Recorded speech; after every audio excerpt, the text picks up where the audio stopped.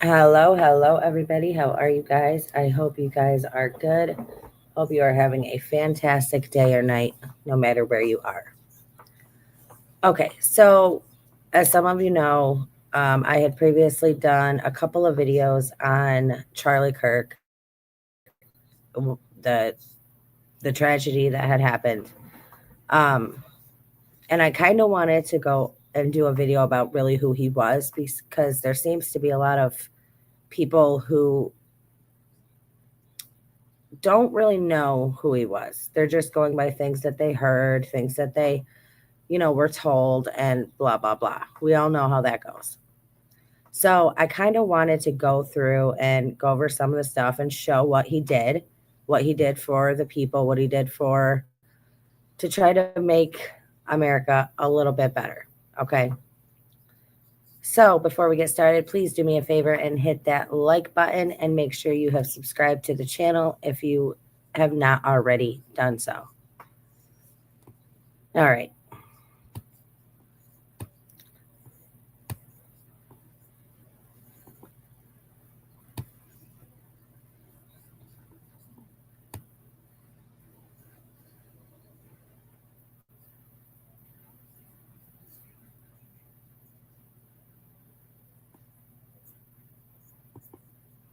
Sorry, the internet here is not the greatest. All right. I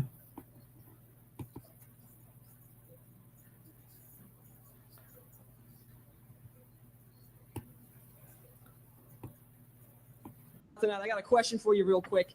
Up until about 5 years ago when gay marriage was legalized nationwide, the conservative movement has been explicitly pro-traditional family. Now, both you and your organization advocate for the acceptance of anti-Christian, immoral lifestyles like homosexuality and transsexuality, going as far to invite drag queens like Lady MAGA to your events. It seems to me and anyone who's paying attention that conservatives just believe whatever liberals believed 5 years ago. Right now, there's a push by the left to normalize pedophilia by way of child drag queen shows and, oh, excuse me, don't show off. Go back to your notes. That's probably where you saved it. You got to like push double tap and then go over. Right now, there is a push by the left to normalize pedophilia by way of child drag queen shows and rebranding pedophiles as minor attracted persons. 5 years from now, will you be promoting child drag queen shows? Will child abuse become part of the conservative platform? Boy, I mean, first of all, can we just not talk about, can we just quickly talk about what kind of question that is?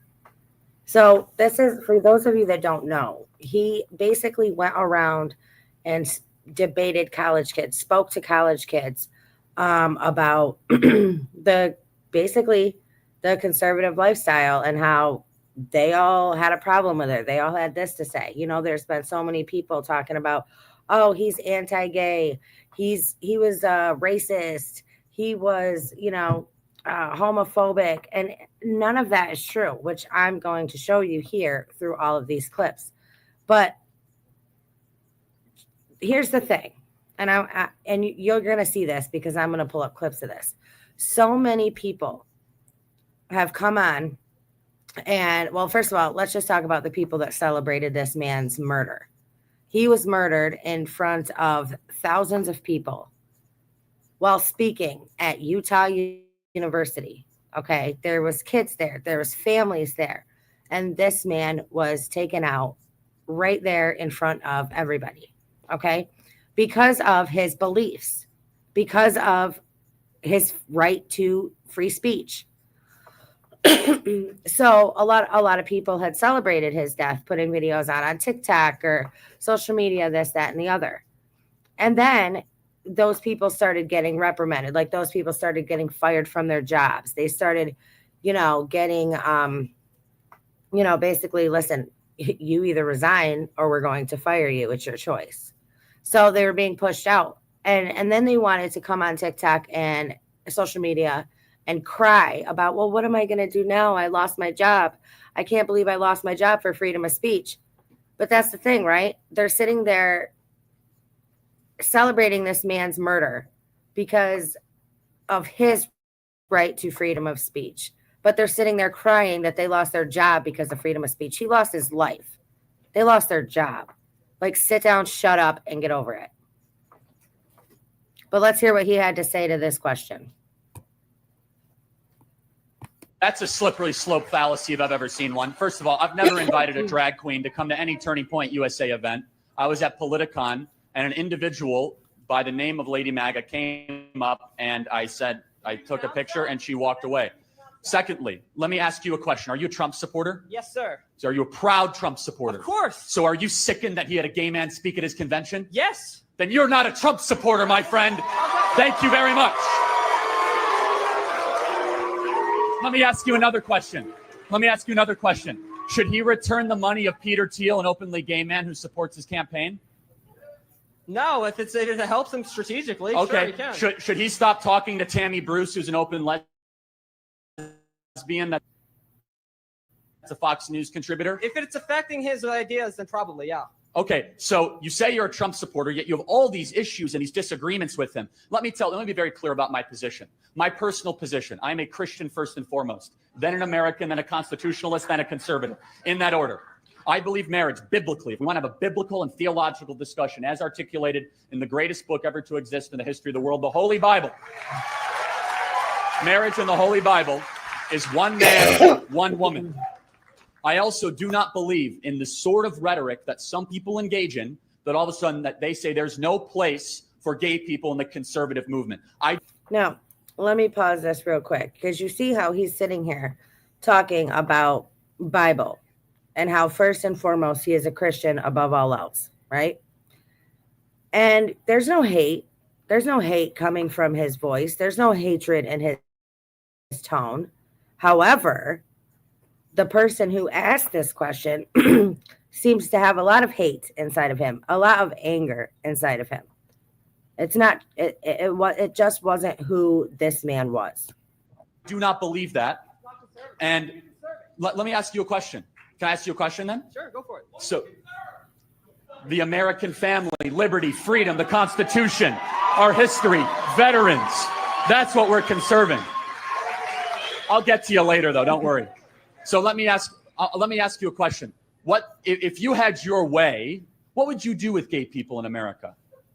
What would I do with them? I wouldn't. Yeah, because they're not allowed in the conservative movement. So would you just kick them out anytime they show up at a Republican Party? If you were in charge, like what would you say? You can't be part of the Republican Party. If somebody is advocating for being openly homosexual, yeah, they should not be part of the conservative movement. You see here is Charlie debating with this man, challenging this young man about, listen, people choose the lifestyles that they choose, but you can still be a conservative. You can still be a this. You can still be a that. It doesn't define who you are, right? So everybody walking around saying, oh, he was a homophobe. He was against. He's not. He's clearly debating an extremist, an anti-gay extremist right here. So I just want to go through the list. Guy Benson, no place in the conservative movement. Dave Rubin, no place in the conservative movement. Peter Thiel, no place in the conservative movement. So that just to go down the list. If they're supporting open homosexuality. So I'm going to ask a very respectful question, as respectfully as I can. What does what they do in their private life concern you so much that you have to go up in front of a crowd? And it is against God. That is. So let me ask you a question. Are you a Christian or not? Do we live in a theocracy? Yes or no? No. Do we live in a theocracy? You said you're a Christian. I am a Christian. And do you know what? And guess what? I will say this. Part of being a Christian is appropriately interpreting what the theological says for the individual, but also means to be long-suffering and patient and loving and kind. Jesus Christ talked to all people. Jesus Christ went and did his ministry through Judea and Samaria, and he had dinner with tax collectors, and he had dinner with prostitutes, and he did his ministry in every part of the Mediterranean.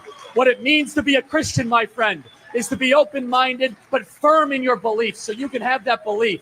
But if you say there's something inherently wrong with communicating or associating just because they make different personal decisions than you, sir, are not a conservative. Thanks for being here tonight.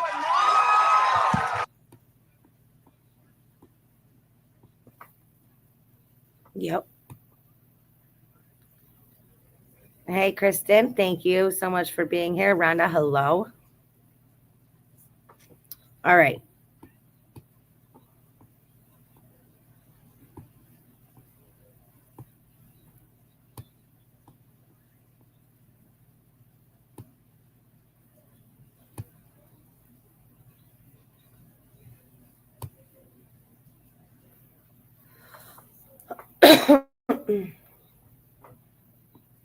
Yeah, this internet. Sorry, guys. It's not the greatest here.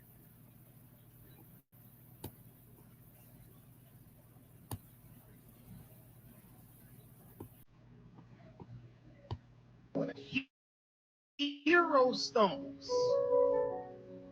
the cowards rejoice. Nothing feels better to a coward than to watch a brave guy fall.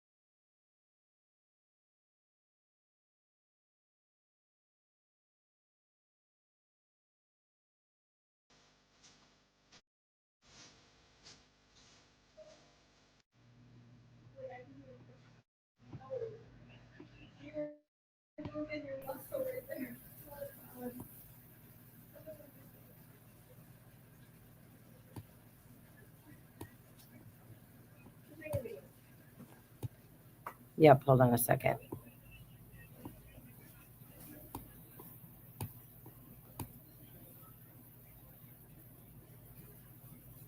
All right.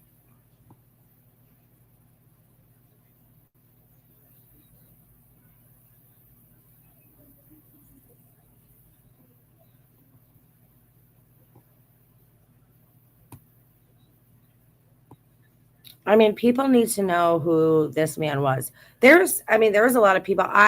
It's funny because when I first heard about Charlie Kirk getting shot at first, like I didn't recognize him by name until I saw a picture of him. And then I was like, oh, wait, I have seen him on like clips through X, but I didn't know his name. But there's so many people that had no idea who this guy was at all. Had no idea who he was. And there's still people, like a lot of these people that are posting on TikTok now. I think it's like people just think it's the cool thing to do. So they're just getting online and posting these like celebration videos of, what happened to him. And I don't even think half of the people honestly even know who he is. I don't think the people even had listened to a word the guy said. They were just like, oh, let me jump on this train. So you're very anti-DEI, I suppose. Oh, yes, very much so. I mean, like, for example, do you think the NBA should be half Asian? I don't care if they're better than any of the players that come out of our combine. Exactly. Excellence matters more than skin color. We agree. Yes, better. Agree. Better, not skin color. That's what we are pro merit, not pro DEI. That's the point. If you believe that is true, then what are you talking about? DEI is literally pro-diversity. We need these protections to be able to protect. Oh, really? People that are different. So how is it that the NBA is 75% black? It's because they're better at basketball than white people generally are. It's not because because of DEI. No, oh, really? What DEI? No, seriously. What DEI program or policy does the NBA have? Do they have a stated goal saying we're only going to hire black people? No, the NBA owners say we want the best basketball players, and they end up with a 75% black league. The NFL, it's a cutthroat business. They want the best possible football players. They end up with 50% of the NFL being a black league. We want the best. We want better. We don't care about the color of your skin. We want merit and we want excellence in this country. That's right. And a lot of people don't think about that either. Like take TBI, for example. Like the Tennessee Bureau of Investigation, they had put out a thing how long ago? Like a year ago, maybe a year and a half. No, I think it was like a year ago. that they were they were giving people these jobs to be agents and TBI that weren't even qualified to do that job just because of DEI, just because of who you know, just because of, you know what I mean? Like internal connections. It had nothing to do with qualifying for that job. And that's the problem. You can't, if you have a business, or like he said, if you have a football team, you want the best freaking football players you can find. It doesn't matter if they're black, white, orange, blue, or purple. You want the best of the best. You want the people that are going to go out there and win. You want the people that are going to go out there and succeed. When you have a business, you want the best employees that you can have. You want the employees that are going to get the job done and get it done correctly. Not because of the color of their skin, not because of where they came from, but because they're the best freaking person for the job. That is the problem with DEI. That is the issue with that. You're taking skill, professionalism, and qualifications, and you're throwing them out the window so you can be inclusive. That's bullshit. That's ridiculous. That's why half the country's going to hell in a freaking handbasket.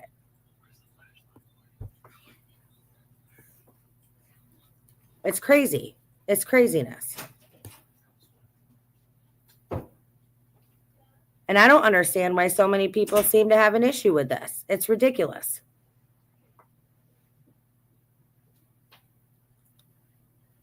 Okay.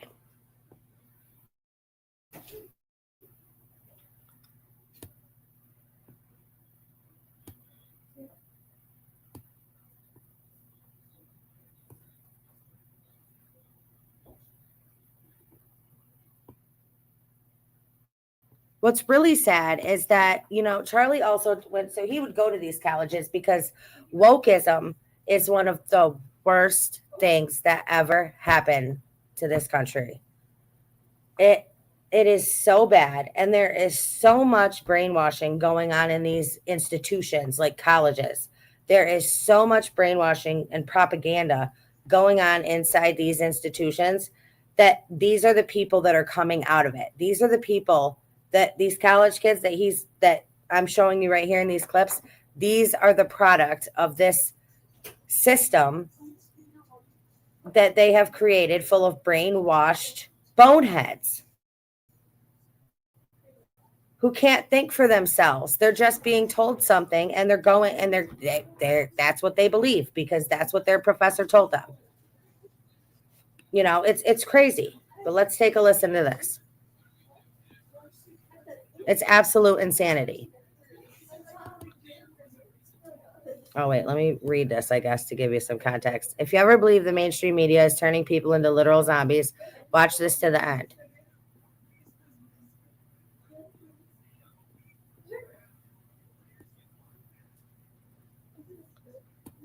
Do you feel proud of yourself for debating college kids who are unprepared to speak in front of an audience like yourself? Exactly, Amber. Hold on. Exactly. You're 30 years old. We can agree you're 30 years old, right? Do you think that's a little bit silly? Are you a voter? I am a voter. I'm a registered voter. I vote and you vote. So I'm talking to voters of this country that will determine the future of Western civilization. That's what I'm doing here for. Wait, hold on. How is it any different than a professor talking to you? Than a professor talking to you? Who are you? Well, important enough for you to come up to a microphone. Actually, when I first saw this ad, I thought it was like an improv comedy thing. It looked so ridiculous that I didn't even think it was real. Well, no, you could see. Look how popular Trump is on your campus. How does that make you feel? That's not comedy. That is a five-alarm fire. What kills me is I don't know how he does it. I don't know how he stayed, I'm sorry. So calm and collected and still so respectful when he's dealing with people like this. Like, it's amazing to me. For Kamala Harris, because she's probably going to lose Pennsylvania. Look. But no, I just want to be clear. Is there something wrong with talking to voters? No, there's nothing wrong with talking. Well, that's what about we're doing here this. today. It's an open I mic, think that you push a dangerous agenda. such as. Your stance on abortion rights, for example. Here we go. Okay, so Let me ask a question. What is your name? Jean. Gene. And what is your understanding of the current Republican Party's stance on federal intervention in abortion? Well, I know that they want to bring it back to the states, right? So it sounds like you do know that the Republican Party's current stance on abortion is they're against a federal ban on abortion. I do And we're understand talking about that, a yes. presidential election as the Yes. important election that we're talking about here. I understand that, yes. Great. So again, I think this open dialogue is great. I think it's great you're here challenging. I'm sorry. You know what really bothers me, and I just have to say this, and I don't care, is you have the people that are standing, like the people that have a problem with the conservative lifestyle, the people that have a problem with, abortion rights, the people that have a problem with, basically with the conservative movement, I will say. These are the same people that are defending drag queens going and reading to children. These are the people that are defending and promoting an LGBTQ parade where there's men walking around with barely any clothes on in these disgusting, how do I want to say this? Costumes with children all over the place. That's what is scary. That's what is scary. And that's what's coming out of these institutions, these collegiate institutions. It's people that are saying that's okay. It's okay for a man to walk around with a thong on a leash by another man with all leather on, right? Being whipped in front of 5-year-old children at a parade. That's okay. But it's not okay for you guys to be against 8-month abortions. It's not okay for you guys to only stand for the regular man and woman marriage lifestyle. That's not okay. But this behavior is okay. And that is what has happened to America.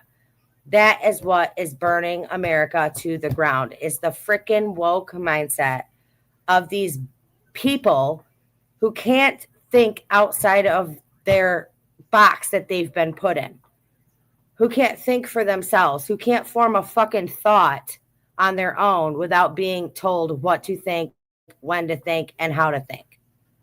That is what happened to America. And there is no questioning that. Charlie, and I think it's great that he's willing to travel campuses across this country to talk to the next generation. We need more conversation. Now, where's the disagreement, though, on content? Because you could criticize style or why you're talking to people or dunk on someone personally, but where do you actually disagree with I agree substance? with the way that you edit content and specifically frame it so that people look bad talking to you. The way that you edit your content. we post unedited content.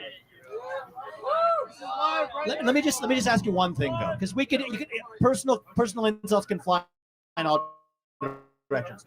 Where is an area where you have a disagreement with the conservative movement, with Donald Trump, with Charlie Kirk, perhaps with myself? I was a presidential candidate last year. I think we need to talk about that more in the open. And the more we do, the stronger our country is going to be. We got a long line of people, but I want to hear from you one substantive area where you have an authentic disagreement, and I'd be glad to address it. I'm sure Charlie would too.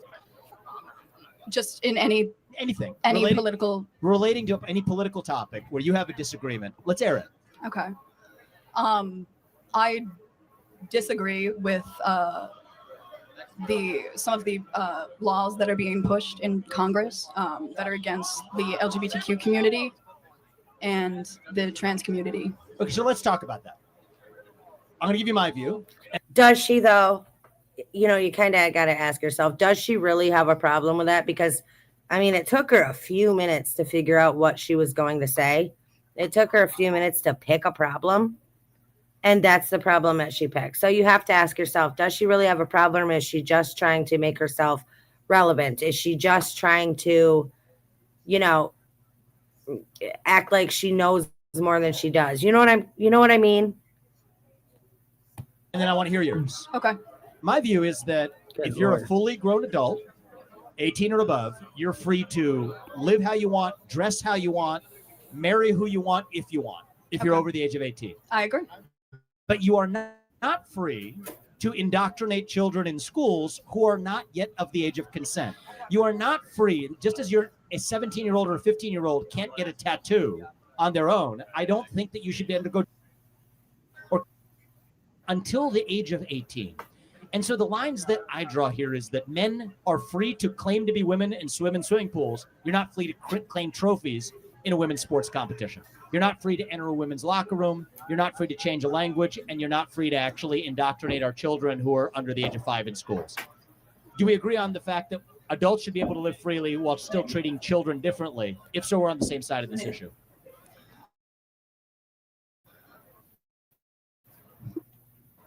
Listen, I agree with the majority of what you said. However, I don't think that you're understanding the implications of the laws that are trying to be passed. Look, we got a head start in the conversation. We got a long line behind you, but my only ask is forget the personal attacks or the stylistic attacks. Focus on substance. The more we debate that, the stronger we're going to be as a country. Thank you for coming. Thank you. I don't think you're focusing on substance, though. That's the issue. Hold on. Look, he intentionally tried to provoke substance out of you. You gave him nothing. And you said, well, I'm worried about some laws Congress should pass. I've asked, what laws are you talking about? Can you be specific? I'm sorry, I'm very nervous, but this is what you do. This is what you do. You take people and you put them under the spotlight, and you. Well, hold on. I didn't ask you to come up here. You voluntarily came to the front of the line. You didn't have to do that. You're purposely antagonizing people on campus, asking How? people to come up by spreading your weird agenda. How? What agenda is that? I'm confused though. So, Charlie, I'll say this. We'll end on this and we'll go to the next question. When I was 18, I'm not going to blame you for this. I also took for granted a lot of the stuff that the media force-fed me, because that's what you know at the age of 18. You say there are some vague laws making their way through Congress that are hostile to trans community. Know how? I don't think those laws actually exist, but I don't blame you if that's what the cable media is feeding you. But let's get to the specifics, and then we're able to actually have an open dialogue. That's one of the things I've learned over the last 20 years. I think that the issue is we're getting our media from different sources. Both people are getting media from these skewed sources. The facts that you're presenting are not always correct. And that's why we're here with no TV screens between us. So people who have policy-based substantive disagreements, we invite those.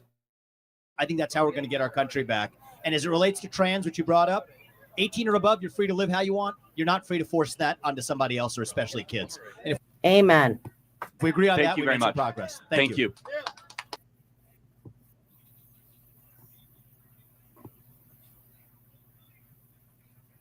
A freaking men. I mean, it's crazy. It is crazy what this country has become. It is. It's nuts.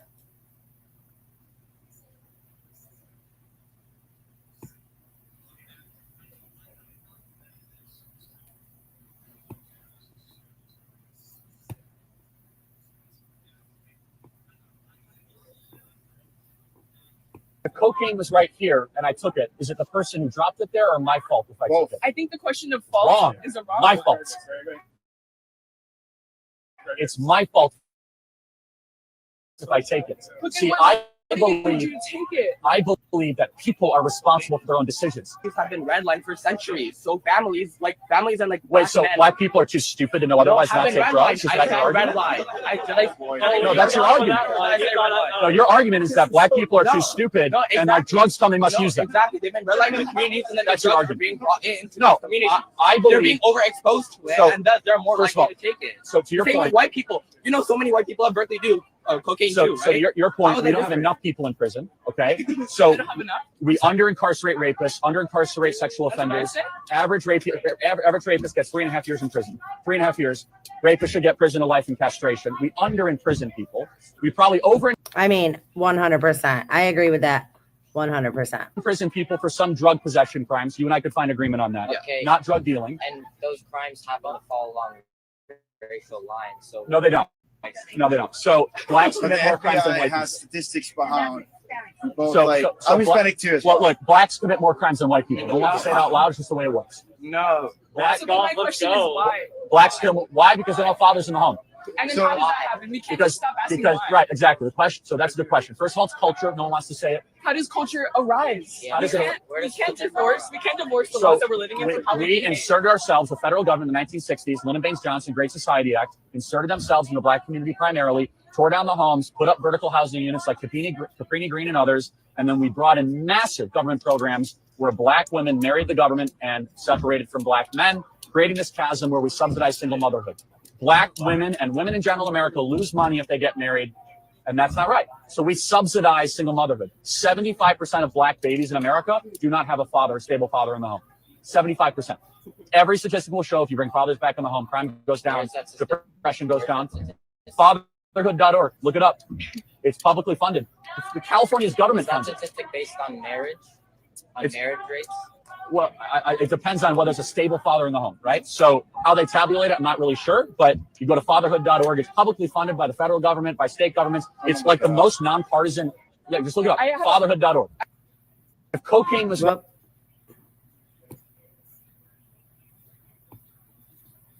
like he's trying to get these kids to see what they're being told not to see. He's trying to get them to see the other side.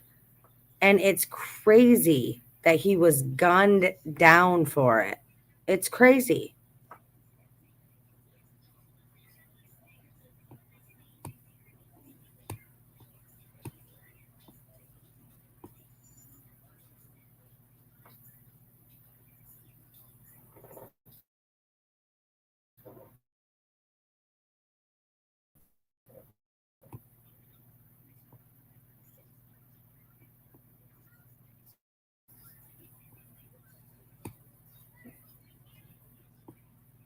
My name is Ranger. Nice to meet you.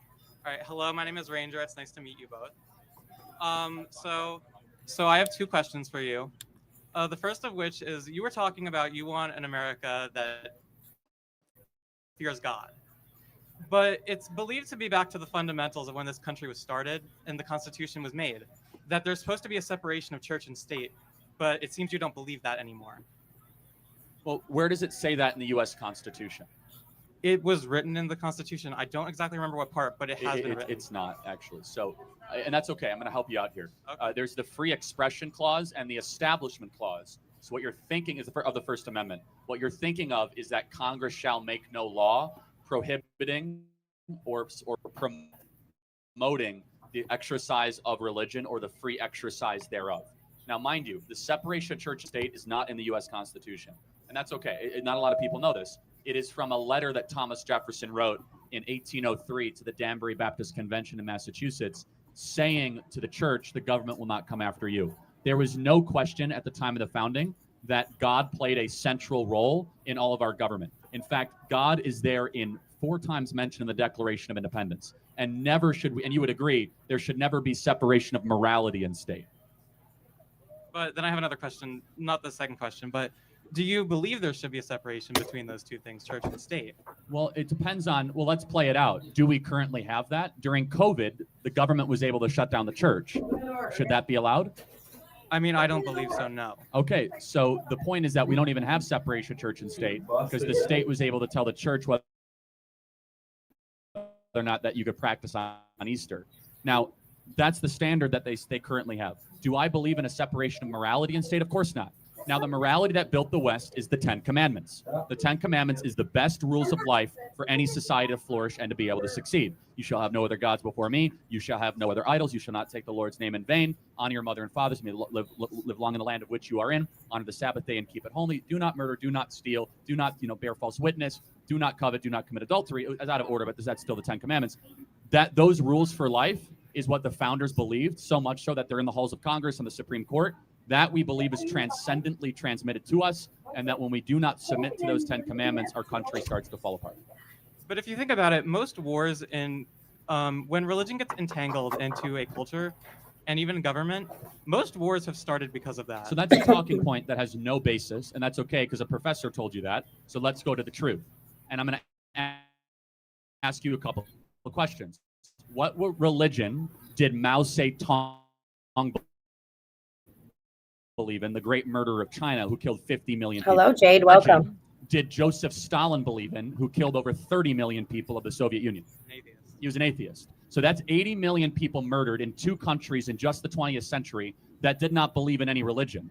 So it's an easy talking point to say that religion causes war, but in reality, it seems as if actually totalitarian dictatorships rooted in atheism and a lack of the divine is what caused more human suffering in the 20th century than not. Adolf Hitler was not a Christian. Adolf Hitler was at war with God and thought he was God and a total maniac. So there is no basis for what you're saying. You might be thinking about like the Crusades or something like 600 or 700 years ago, or the Inquisition. If that's the case, I think you need a better argument because religion actually keeps people sane, free, and moral, not towards war and conflict. But isn't the war that's currently occurring in Israel and Palestine over religion and their land? Yes and no. It's more over territories and boundaries. Of course, they're religious wars, but if you look at the major wars, it was 100% over 30 or 40 years even, some are religious, some are not. But Russia and Ukraine, are they fighting over religion? No. Or Central African Republic Civil War, are they fighting over religion? No. So it's an easy talking point. There really is no truth to it in the modern era. My name is Rain. That's what I was trying to say is that. Oh, well, I'm sorry to hear that, Jade. I know it's absolutely crazy. It is absolutely crazy.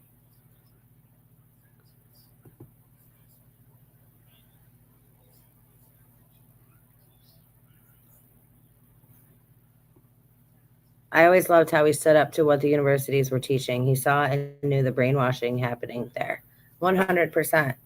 And he did what he thought, he needed to do to try to reach these kids, because these college kids are the future.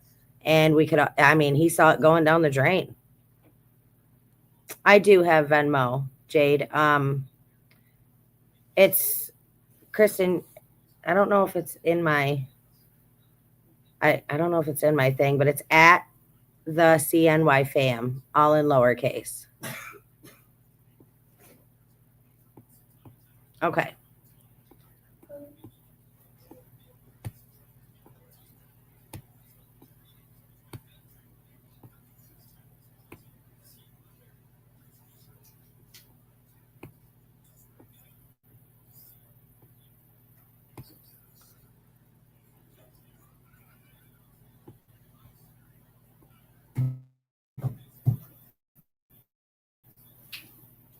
Oh, this is the one. Okay, hold on. I'll go back to this one because that's not the one I was looking for right this second.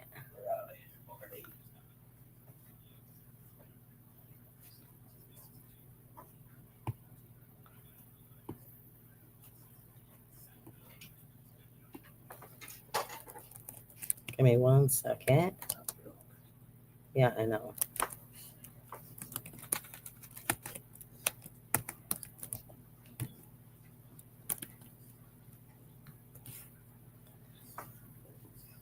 Okay.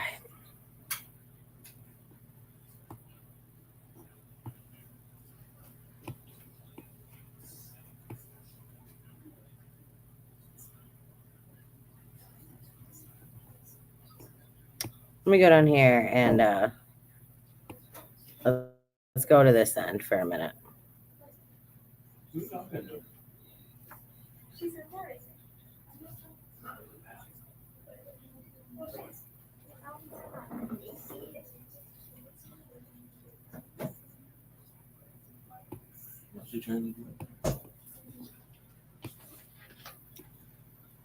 I think DEI is for excellence. Got it. Show me one institution that got better the more it embraced DEI.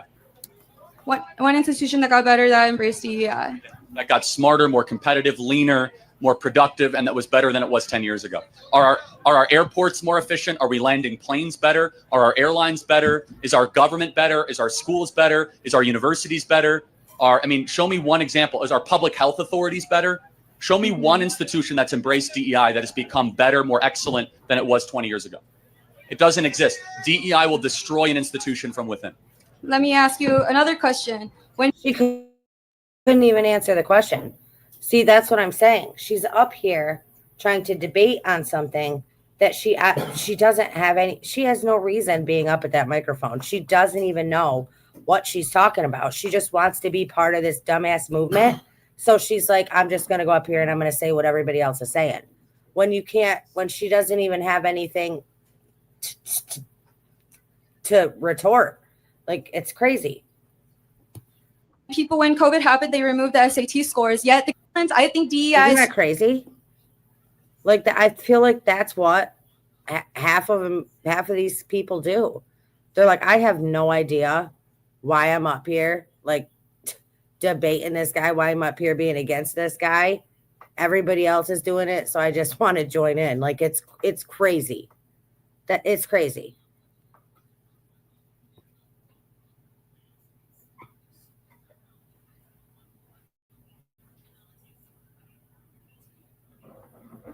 Yes, Jade. Yes, it does.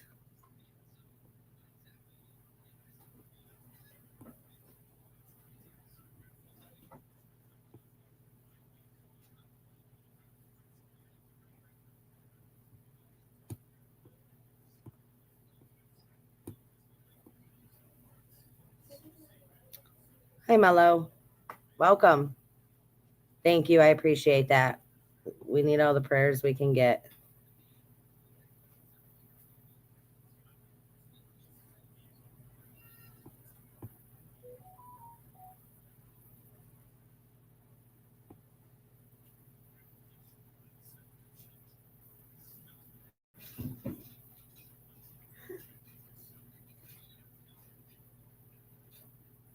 Okay.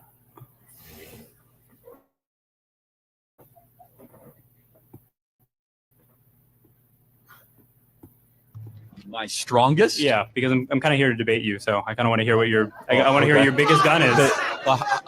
Let's do it this way. Why don't you tell me something and we can? I have lots of opinions. So. Awesome. All right. I don't think college is a scam. So okay. And I mean, I don't know if you agree with that, but it's on all your shirts, so I would assume you agree with that. I did write a book. So how about this? What would you say is a scam? I mean, I feel like it's kind of on you to tell me what the scam is because you're making the claim let's here, define right? what a scam. Can we agree on what a scam is? Can you give me a definition first? Because you're the one making the claim. How about if 40% of your customers don't get the product? Sure. Is that a scam? Well, I mean, it kind of depends on like what your promise was when you gave the product in the first place, right? Okay, so how about if you go to Chili's and 40% of your customers get food poisoning? I kind of reject your equivalency here because you're saying that there's an actual necessary like return on what you're asking for when college in and of itself doesn't necessarily say that you're going to get this. There might be a hold on. Graduation there might be a cultural. There might be a cultural. I'm talking about a graduation. So what is the national graduation rate? I mean, you tell me. 59% hand goes up. Yes. That's me. 41% of kids that go to college do not drop out. Yeah. What percentage of kids that graduate college get jobs that do not require a college degree 10 years after graduating? I'm not sure. Over half. Okay. So the degree is useless for over half. I feel like hold on. Hold on. You just spoke. So debate those two things: graduation rate and whether or not a college degree is useful in the marketplace. Well, I mean, you're kind of saying that like because people aren't or like they're not, I guess, using their degree 10 years from like when they got it, that necessarily means that like college is useless. But you're kind of like forgetting, like if I do a job, right? Like any of the people working here, right? They work for you maybe 2 years, work at Turning Point, right? They take skills that they learned with them to a new job. So not necessarily that they are using everything they learned at this job and then taking it to the next one. They could be just like doing something completely different. So you could say that maybe their work here was useless, but you probably wouldn't think that, right? I think it's kind of the same thing with college, except that like you might not necessarily use it for your next job. So it doesn't necessarily mean that you have to use it in the future. I want to make sure you understand what I'm saying. The job that they get does not require them to have a degree. So they could have gotten that job out of high school. Sure. But like so they could have got the skills without the $100,000 in debt. You're kind of like skipping the midpoint here, right? Because like if you learn something and then don't necessarily like use it at your next job, that doesn't necessarily mean what you learned before was like useless. Okay, so I think you're predicating this on like that college has to be something that you use in the future, right? The vast majority of students that enter college, what do you think they learn that is most useful in the marketplace? Oh, that's a great question. There's so many things that you can use. You have interpersonal people skills. You have the ability to speak. You have communication classes where you learn how to make a speech, like I'm doing right now. So you think, have plenty of different college is necessary to learn to give a speech? Or I mean, probably not necessary, but I don't really know where it's not necessary. Okay. Well, hold on, because my claim was never it's necessary. Your claim was that college is a scam, and I'm not saying it's necessary. You're just saying. It's okay. Hold on, Jade. Give me 1 second. I'm going to get this real quick for you because I've never had that happen before, so I'm not sure why it would ask you for 4 digits.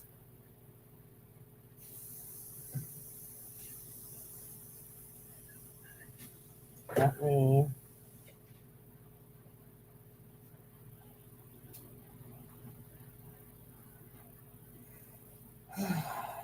Give me a second, guys. Sorry.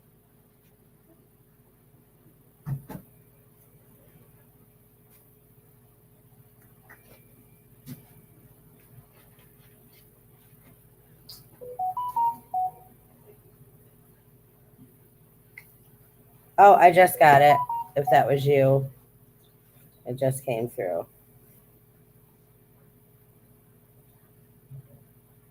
Okay, yep, Jade, I just got it. Thank you. Here, now that back in.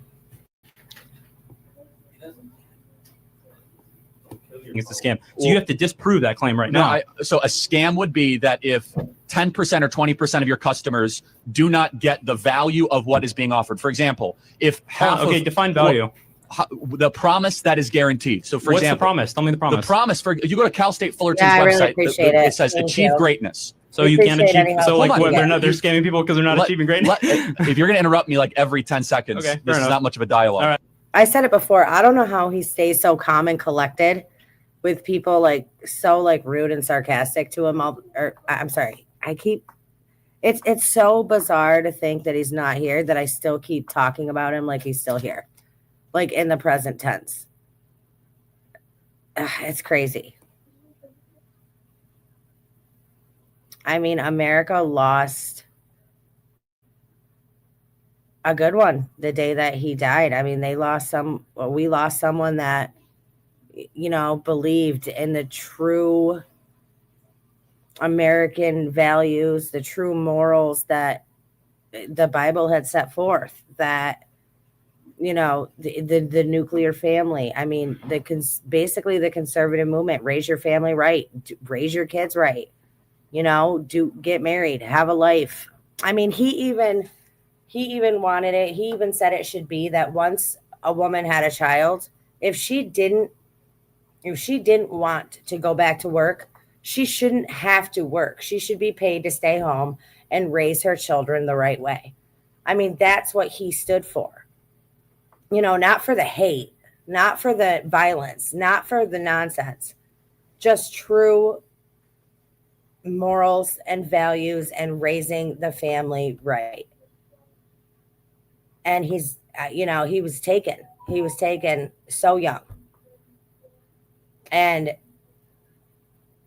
there will never be another Charlie Kirk, but I feel like there's a lot of people now like that. I don't want to say woke up from this but there's a lot of people that are now wanting to step up and do what he was doing, to continue his work, basically. And that's amazing. Because we need all of the light we can get to fight the darkness. And I don't care, like it or lump it, that's the facts. It's good versus evil. It's humanity versus insanity. It's literally light versus darkness. And I don't know, there's no other way to slice it. That's fair enough. It's more of like a, you know, Okay. I got you. That's fine. I'm happy to. Whichever speed you want. You're right. I'm sorry. So you go to the website. It says Achieve Greatness. To prepare students for the 26, half of graduates from this university will end up getting jobs of which they never had to go to college in the first place. They never had to get the piece of paper. They never had to go into debt, and they never had to spend 4 years here. If you went to United Airlines, if you went to a bank and 10, 20, 30% of their promises were a lot different, or what they deliver were different than the promises of what they say, we would shut them down as a scam and saying they're lying to their customers. In fact, we do this all the time. We do this to websites that say, hey, take this pill and this supplement, and you're going to be XYZ stronger, or you're going to lose all this weight. We shut down industries all the time for misleading their customers. So, for example, my question for this, when you guys enroll. Yes, Jade, I do want to just say thank you. Thank you so much for your support, your continued support. You've been a follower for a long time, and we really, truly appreciate it. We couldn't be more grateful.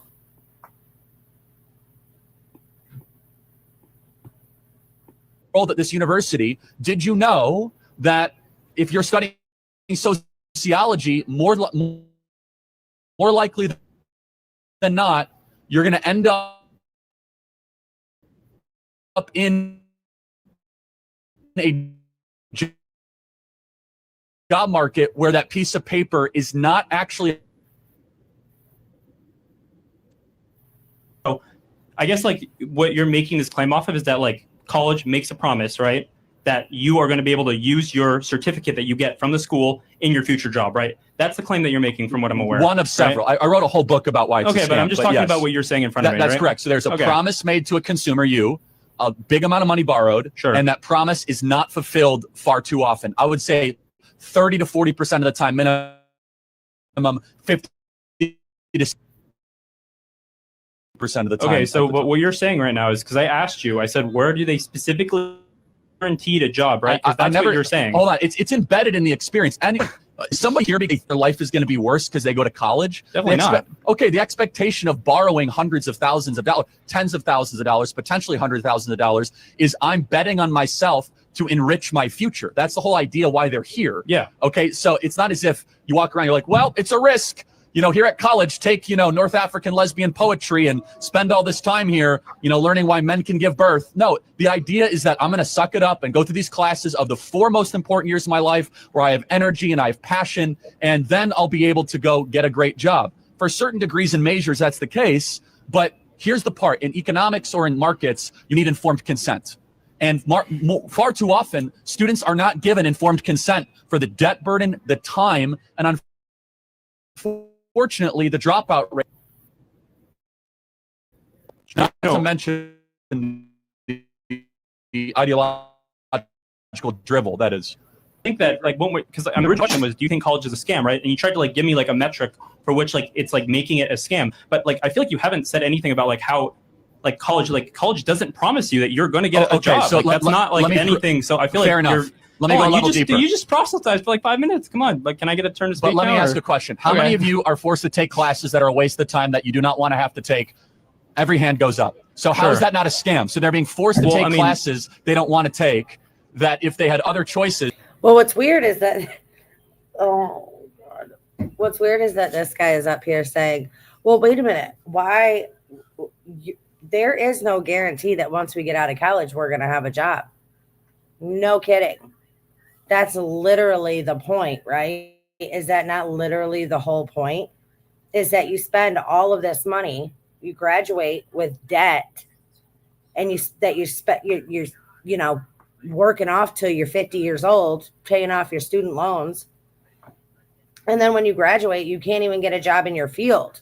Or, like he said, you spend all this time doing these nonsense classes that get you nowhere. Like, if you are not going to be a surgeon, a doctor, or a lawyer, I mean, he's right. It is a big scam, especially today. Because you're literally paying all of this money. Well, your parents, you're paying all of this money to literally go through a brainwashing institution for 4 years. It is nuts. So here, hold on. Let's ask the audience again. Out of those classes that you didn't want to take, do you think that you learned anything useful at all? Even one thing? You learned nothing useful. Hold on. You guys learned nothing useful from even a class that you didn't like. Come on. Really? Yeah, you get. It have to be the something. crowd is against you, man. And you know what's crazy is I was just talking about her the other day, Jade. I mean, I was literally just talking about her the other day. And I mean, man, that's something you can't forget. That's something I'll never, because it was just bullshit. All of it was bullshit. And I don't care what anybody says. I mean, I'm hearing a lot of yeses and no's. So I feel the like young lady there is now. yes, but hold on. So maybe you might have learned something to your point. Yeah. Could you have learned that from watching YouTube videos or reading books or not having to go tens of thousands of dollars into debt? You definitely might have. But listen, you're an employer, right? If you're an employer, we employ 400 people. If you're an employer, right, and you're looking for an accountant, right, you can take someone who is completely, and this is probably a pretty common talking point, but I kind of want to see what you say to it. You can take someone who is self-taught taught, right, has like their own credentials, and I'm sure you would interview them, right? You have 100 applicants, right? You're telling me you wouldn't screen someone who's probably at Harvard, like accounting, you know? They went to Harvard, they would never work for Turning Point USA, like ever. Says a lot about your organization then, doesn't it? Yeah, it does. That we don't have any sort of weight for credentialing. Let me just hear your point. So like what you're saying is like someone could be overqualified based on the degree that you think is worthless, right?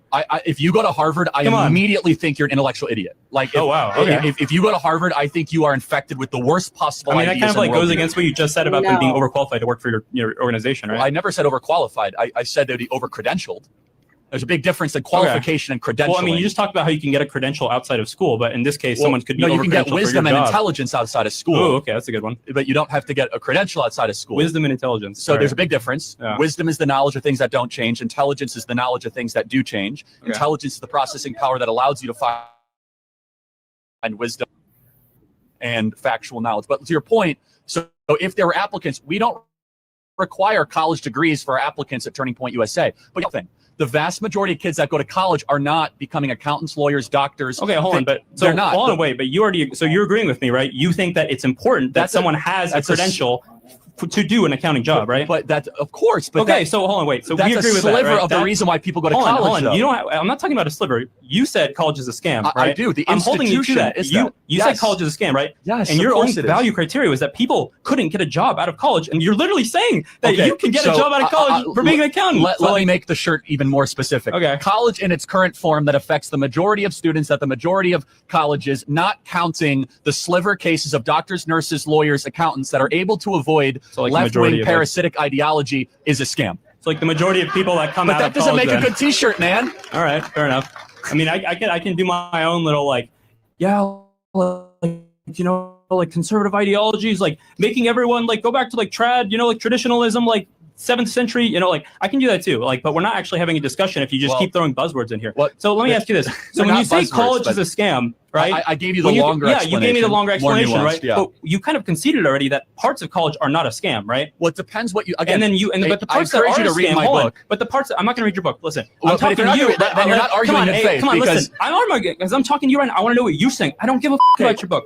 I don't care about your book. I just want to hear what you're saying to me right now. So here, listen. Okay, sorry. You're getting a little upset. I'm this telling you, I'm not communications getting course you upset. talk about in college, you probably haven't learned very much about like how to publicly speak effectively. First rule of communication: don't swear at the person you're talking to. I'm not and swearing don't at get you. really I'm not upset. swearing at you. So you're kind of proving the point that college is a scam, kind of by you making a fool of yourself in front of everybody. So you should go demand your money back from that communications professor. So what I'm trying to get at right here is Did they teach you to swear at people you talk to? You said scam, right? We found a criteria in which it's crazy, isn't it? Like people were so disrespectful to him, and he just, like I don't know how he did it. Like I don't know how he didn't snap on some of these people. God bless. Isn't a scam. Right? Hold on. So again, I'm happy to direct you to my 300 page piece of literature where I dive into, with necessary exceptions. But even if you go to become an accountant, there's a cost to that. There's an ideological cost, there's a time cost, there's a financial cost, and that's if you are able to avoid the inevitable indoctrination. A lot of other people want to ask questions. I appreciate your time. Thank you so much. Well, I'll just say to the audience out there, remember your degree isn't useless. You're learning something really important here. Even if you don't use it in your immediate future, I promise you're not going to regret your experience here. So thank you. Yeah, because you might use it. If you don't use it here, you might use it in the afterlife. Just saying. Just saying. The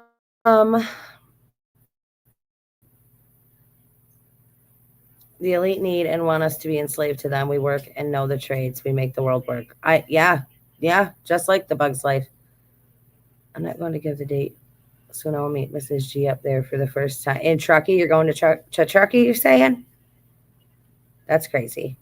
Yeah, definitely. Learning a trade is the way to go, because they don't have enough qualified people in these businesses anymore. They don't have enough qualified people to do jobs, which I think Charlie made a point of trying to get across to people. Okay. I appreciate those of you that are here. Those of you that are watching later on replay, thank you guys so much for being here. Please do me a favor and hit that like button if you have not already done so, and make sure you subscribe to the channel. If you guys want to help us, we are going through a hard time. The links will all be down in the description below. Those of you that are here, Kristen is posting them in the chats. Thank you. Okay, moving on. Next.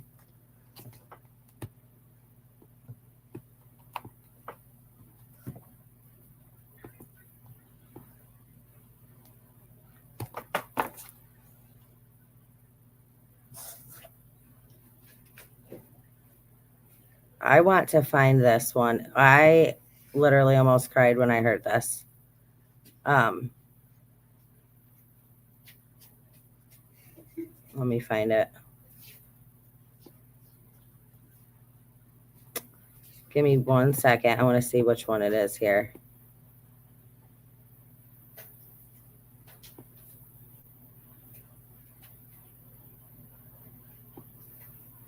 Because I heard this earlier and I was like, wow. Like it literally brought me to tears.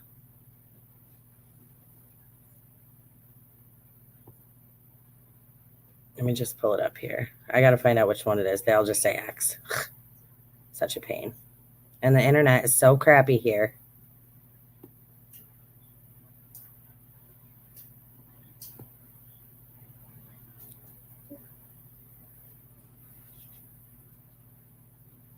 Oh, yeah, right here. All right, let me play this one for you.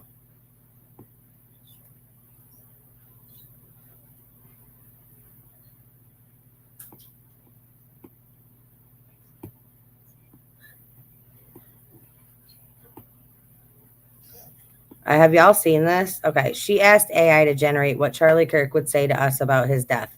Everyone needs to listen to this. Those of us who are steadfast in our faith already know this to be true.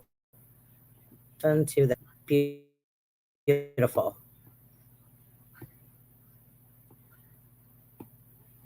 First, I want you to know I'm fine, not because my body is fine, but because my soul is secure in Christ.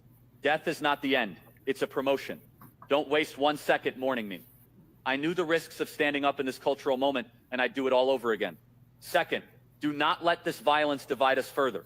The enemy wants chaos, fear, and retaliation. Don't give it to them. Instead, double down on truth. Double down on courage. Double down on your faith and on your families. That is how you honor me. Third, remember this. America is worth it. Free speech is worth it. Fighting for the unborn, for families, for sanity in a culture gone mad. It is all worth it. So dry your tears. Pick up your cross and get back in the fight. Do it with joy. Do it with strength. And never ever. Is that not the most beautiful thing you've ever heard? I mean, if that doesn't, oh my goodness. Like I said, we lost a good one in him. No doubt about it.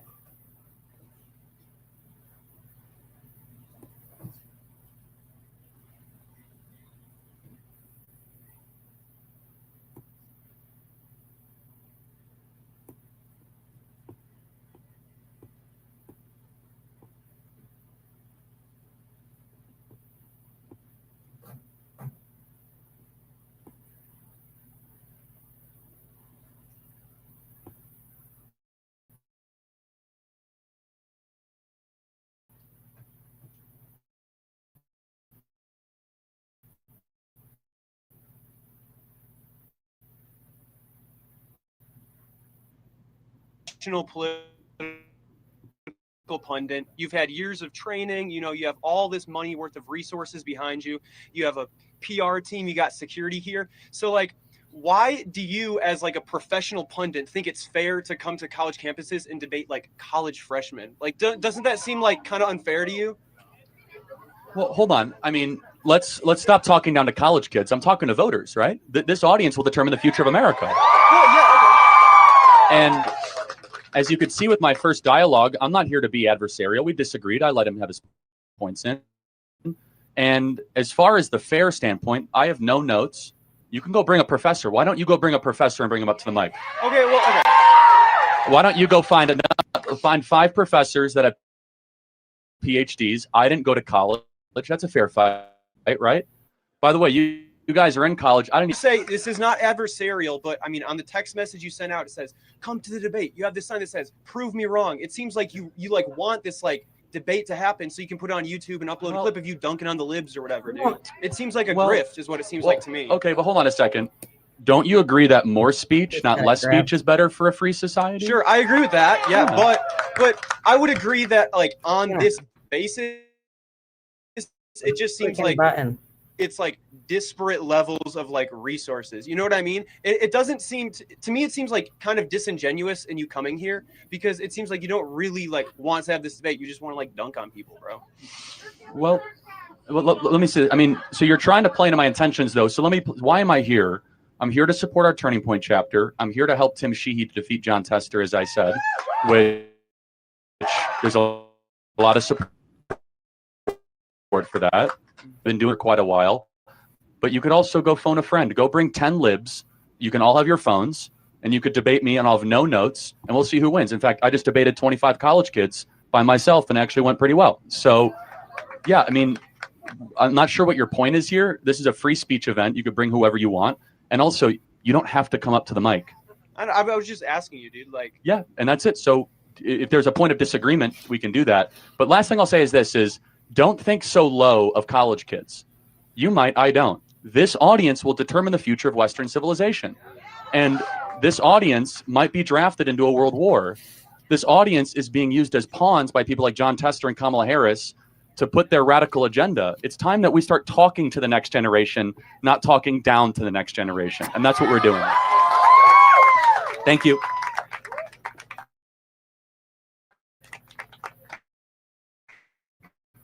%. Like, and that's what he was doing. The future. He was trying to get through to these kids. It's crazy. It is sad.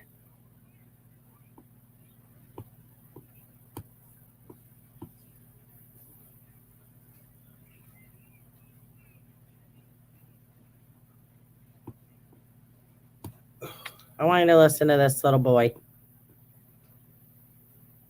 This young man.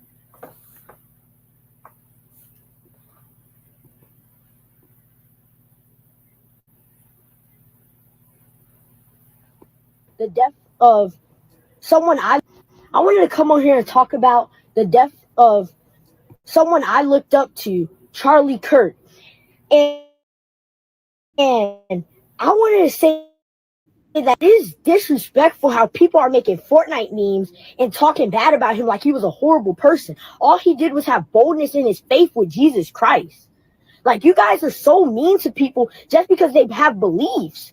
We, as Christians, we respect you for your beliefs, but we tell you what's wrong and what's right, righteously. But you do not need to be making fun of him because a tragedy has happened.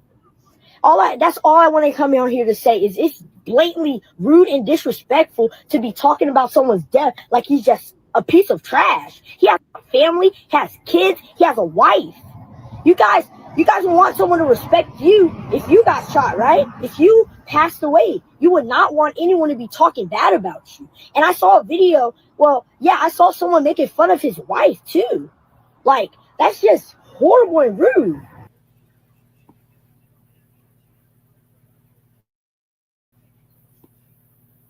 Isn't it? I mean, first of all, can we just commend that young man for standing up for what is right and standing up and having the guts to say, well, others don't. And everybody that went online and made celebrating this man's death or this man's murder, I will say, his assassination, everyone who went online celebrating it and talking crap about him and his family and saying all these awful things. I mean, you make your bed and then you're forced to lay in it. You reap what you sow. What you put out, you get back threefold. So, I mean, like I said, It just shows your character as a human being, as a person. I mean, when George Floyd died, the freaking city was burning down. Businesses were being basically torn down. Buildings were set on fire. Cars were set on fire. Businesses were being looted. And when this man, and if you said anything bad, you were canceled by mainstream media. You were attacked by people. You were torn apart, right? If you said any one bad word about that man. But yet you have somebody who they disagree with, who was all about freedom of speech, who they disagreed with. So they felt it was okay to basically dance on this man's grave. And it just shows you how far we have fallen as a society. But on the other hand, the people's reaction, like Charlie Kirk's people, his followers, the people that, cared about what he said, listened to him, the people that had shared in his beliefs, they've had peaceful vigils, memorials all around for him. None were violent. Nobody's being attacked. Nobody's businesses are being burnt down. As a matter of fact, the only violence I've seen is from people going and trying to destroy these memorials that were set up for him. And like I said, all it does is show the world who they truly are.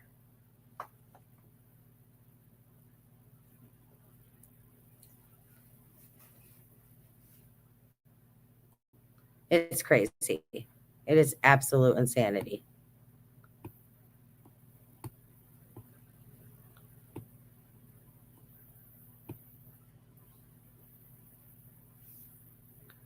All right, let me pull up this next thing here.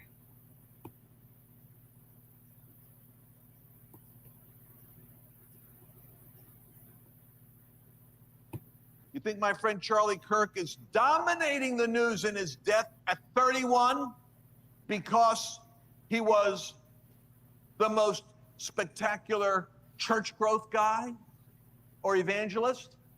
No, it's because he took his gifting as a call into youth, education, and politics.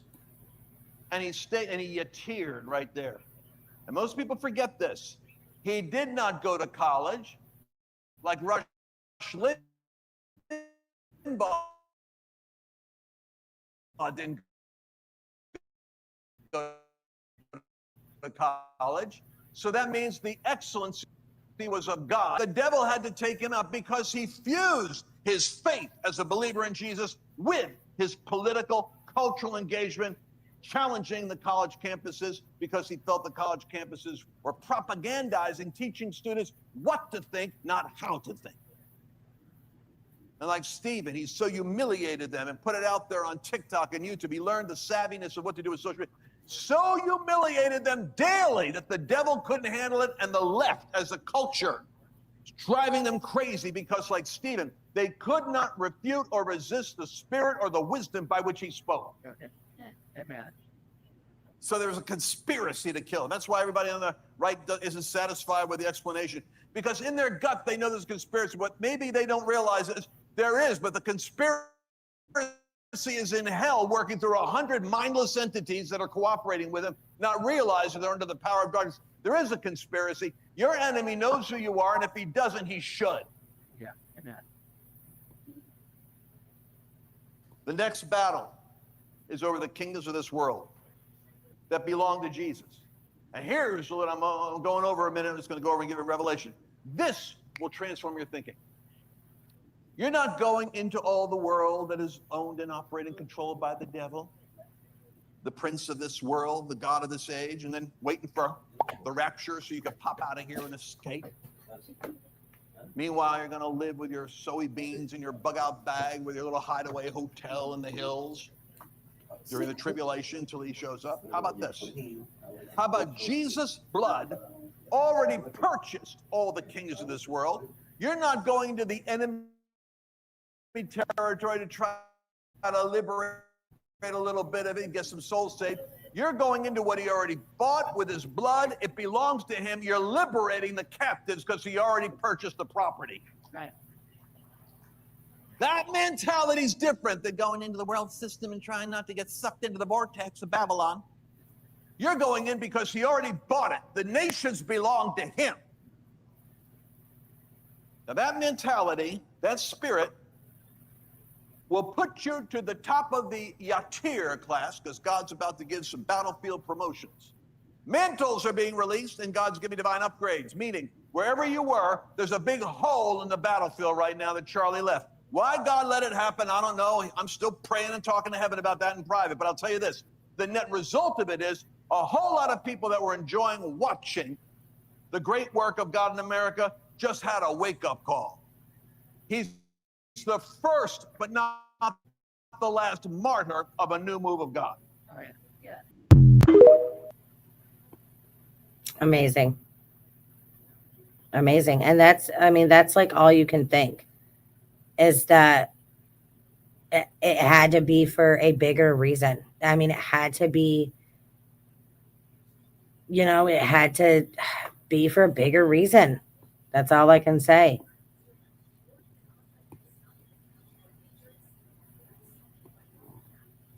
All right, let me see here.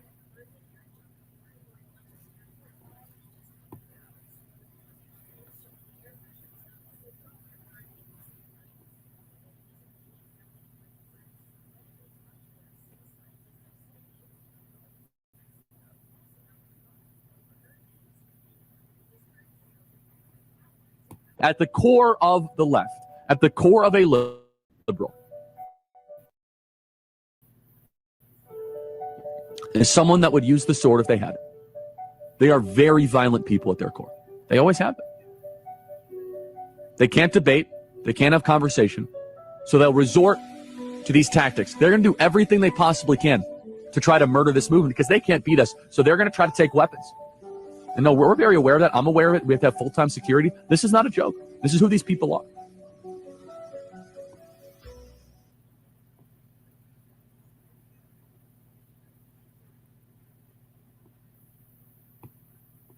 It's who they are.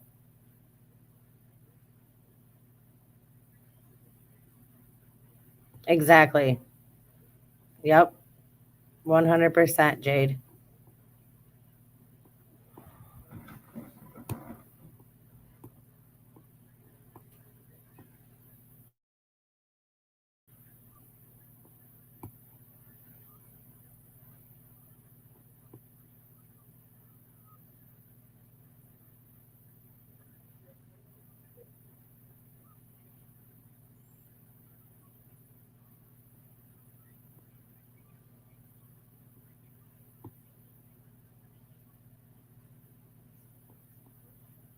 Black Americans are poorer today in 2024 than they were in the 1950s. Yes. Why do you think that is? Good question. So we have the Civil Rights Act, we have more benefits, more government programs. Something changed between the 1950s and 2024. So there's two answers to this question. Either America got more racist since 1950s to 2024. So like that 70-year period, because Black Americans are worse off today per capita. Yeah, than I would they agree were. with this. You agree with that? Okay, good. Yeah. Than in the 1950s. Or there's another explanation. And I think the truth is somewhere in the middle, which is I think you would acknowledge that the disappearance of the Black father has been the number one driver of Black poverty in this country. Now, there are reasons for that we could. What do you think the reasons for that are? Well, culture is one. Would you agree? So actually, let's go And back to you the can say foundations school of to that prison culture. pipeline, all that stuff. But can we at least agree that Black dads not being around is a bad thing?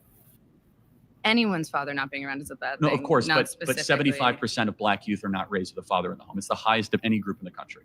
Whether you like what he has to say or not, you don't get to just misquote him. And I understand, because when I was on the left, I thought that I could trust my party. So I could just trust the headline or trust the 10-second clip, because they wouldn't just character assassinate or physically assassinate anybody that disagrees with them politically, right? Actually, what I realized is that they call anybody a racist that has a difference of opinion in order to shut the conversation down. Yep. Because why would you listen to what a racist has to say? So this will be a series. And if you are in support of this series, please like, comment, and subscribe so that I can keep going, because we don't get to just misquote people because we disagree with them. Happy Sunday. And it's exactly like she said, 100%. Like, she was like, I was on the left, but I didn't even know. Like, I would take a headline for their word. Like, I would take a 10-second video clip without the context for the word. And she says it right here. Like, I was totally wrong. Like, I trusted people. I just believed what I was told, basically, is what she's saying. I didn't do my own research. I didn't think for myself. I just believed what I was told because that's what I was taught to do. She has woken up from that. And see, this is what Charlie was trying to do.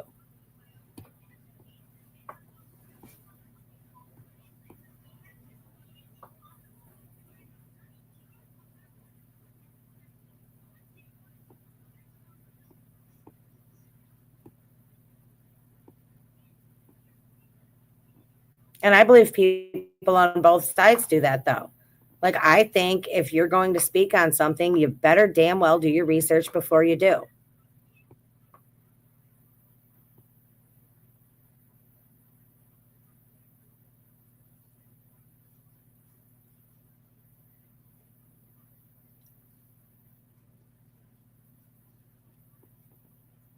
Young man, you want to say why you're here, what Charlie Kirk meant to you? He was my idol. Like, I remember watching his videos, wanting to be like him. Like, I would just see the way he would debate, and he would stay calm while the left was just yelling at him, and he was just so nice about it. And then they hated him so much because he knew he was right, but they just didn't want to admit it. So they ended up hating him, and they just killed him for it. What's your name? How old are you? I'm Bryson Levy. I'm 14. Man, God bless you, bro. Where are you from? I'm from here, Oakton. Man, I pray a blessing on Bryson.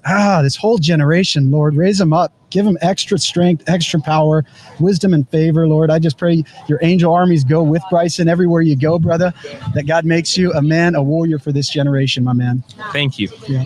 Young man, you want to say? He inspired a lot of people.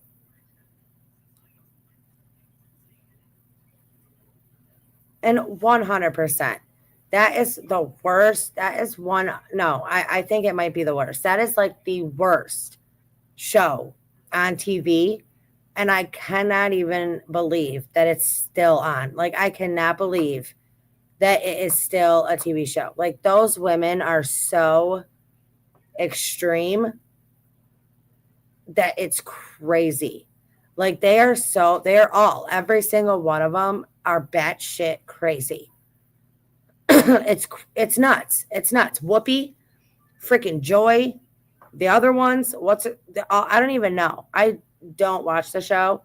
Like, obviously I've seen it, but it's like, I cannot even believe it's on TV. It is that bad.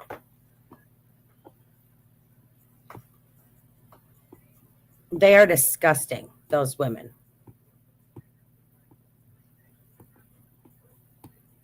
And you want to talk about racist? Whoopi is one of the biggest racists there is. It's crazy.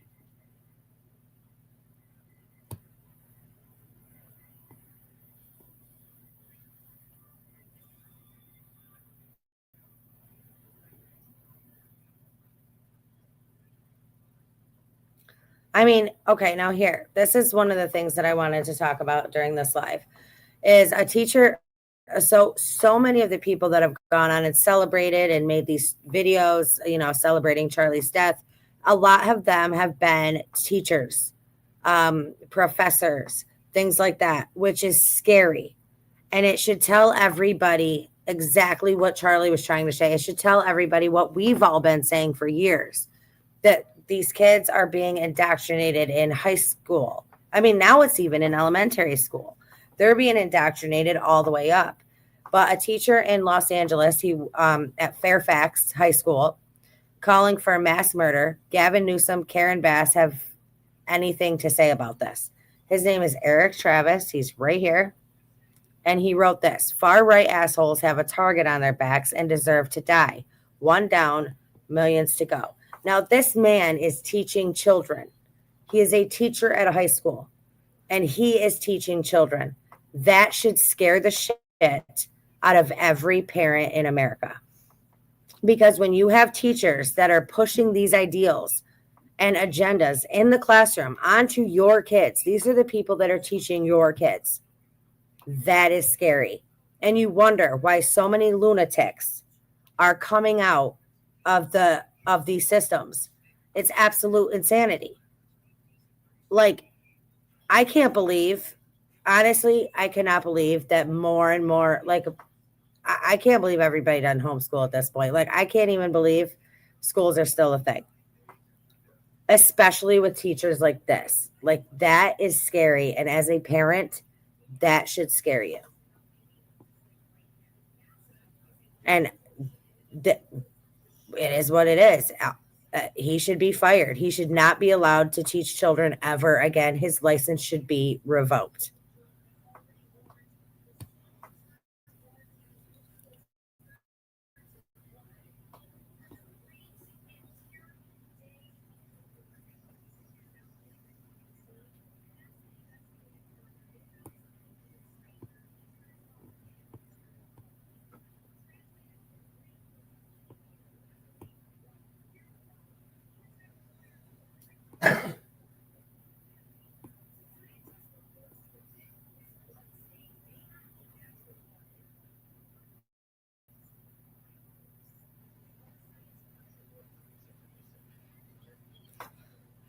Okay, so this is Professor Tamar Sharinian, anthropology at the University of Tennessee in Knoxville. This is what she had to say about Charlie's death. His kids are better off living in a world without a disgusting psychopath like him. And his wife, well, she's a sick F for marrying him. Again, this is a professor who, I mean, look at her. I'll just leave it at that. Oh, it's wild. This is a professor who is teaching at these indoctrination camps, these colleges, right? Obviously, we can see what lifestyle she has chosen. She wears it like a badge of freaking honor. But is saying that the world is better off without Charlie because he's a disgusting psychopath. Because he stands for everything she stands against. Again, I will say it. She should have her tenure. Oh, I don't think so. She's got to go. She should not be allowed to teach children. I mean, if you can't keep it in the realm that the original education system was built for, and you have to push your propaganda, you have to push your agenda, you have to push your beliefs onto your students, you should not be a teacher. You shouldn't be allowed within 500 feet of a freaking school, in my opinion. There should be a list. You know how there are registered SOs can't go near schools? You should have people like this. There should be a list where they are not allowed around children. They are not allowed around any students, basically. Like, there should be a list. That's all I'm saying.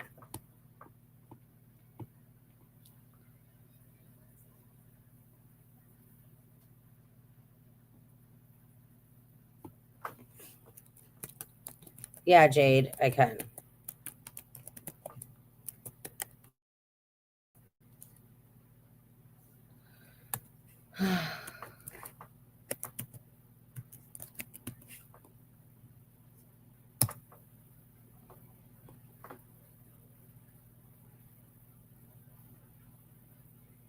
Okay. Again, just a friendly reminder to please hit that like button and please sub up to the channel. If you want to, consider becoming a member. We would love to have you.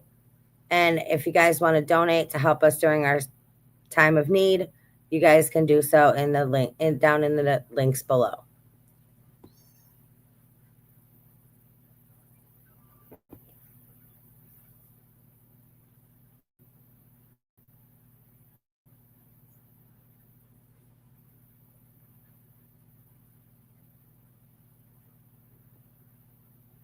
do you believe that there should be a law against men going up to windows to watch women? Yes, of course I do. Then why is it okay for a man to legally walk into a woman's locker room?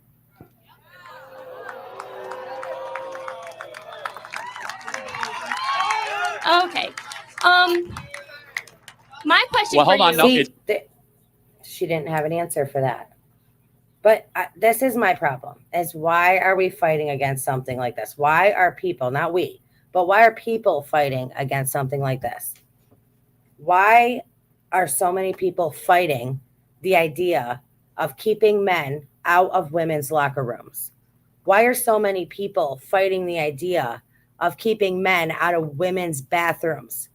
Why are so many people fighting the idea that a 38-year-old man who says he identifies as a woman because he feels like it can walk into the bathroom with your 15-year-old daughter and people think that's okay? Why do people think that is okay? Why are people fighting against the people that want that to stop that from happening? It makes no sense to me. Like, my brain doesn't comprehend why people have an issue with this. I don't get it. I don't understand what these people are thinking. Like he said, you know, do you think it's okay to walk up to a woman's window and watch her undress in there? Or, you know, do you think it's okay to walk up to a woman's window and be a peeping Tom? Well, no, I don't. Okay, well then why is it okay for a man to walk into a woman's locker room? Why is it okay for a man to be in there while a woman is changing her clothes? It's not. Why are people fighting this? Why are women fighting this?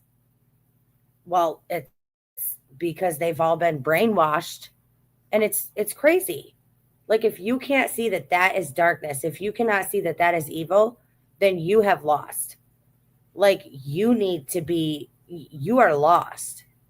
You need to find yourself, because clearly you took a wrong turn somewhere. Clearly you veered off track somewhere. Something is not, it's not clocking to you. Something's not clicking in your brain.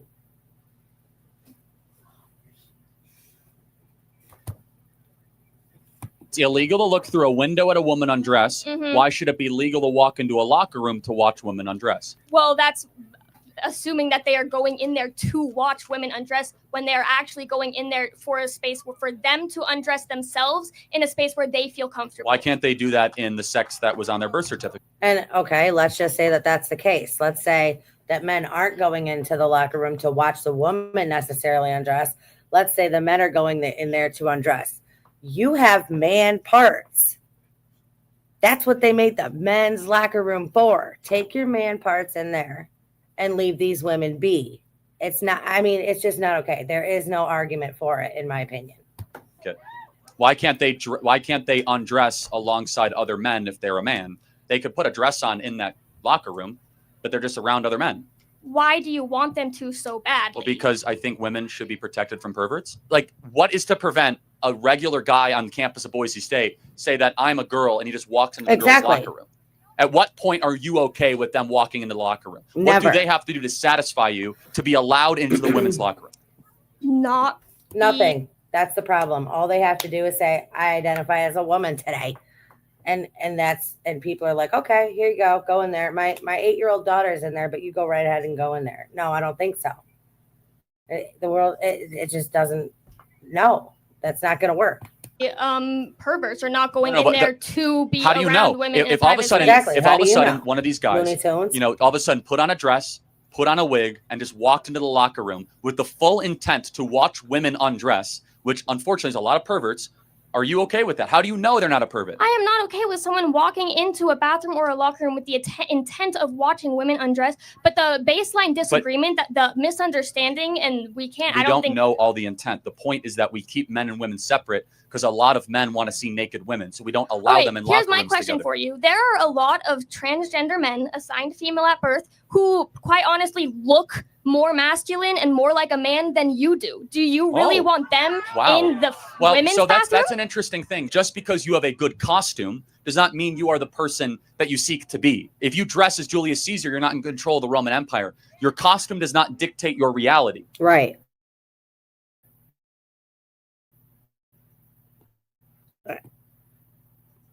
It's so funny. And I know a lot of times it's hard for people to see outside of their purview, like outside of their realm of thought. Like sometimes it's really hard for people to see other people's side of things. But my brain just does not even comprehend it. Like my brain is like, I don't understand these people. I don't understand why this is an issue. I don't understand why we're fighting. Like people are fighting against this. Like, I don't get it.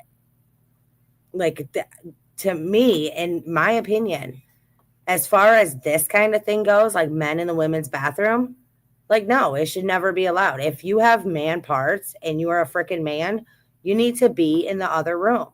Like there is no, my brain doesn't see another side of that. It's crazy. It's crazy.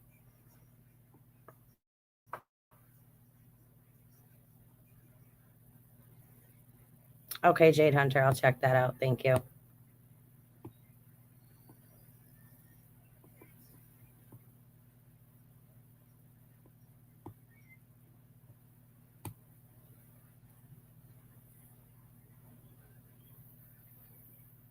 The problem is there's so many freaking wackadoodles out there today. It's nuts.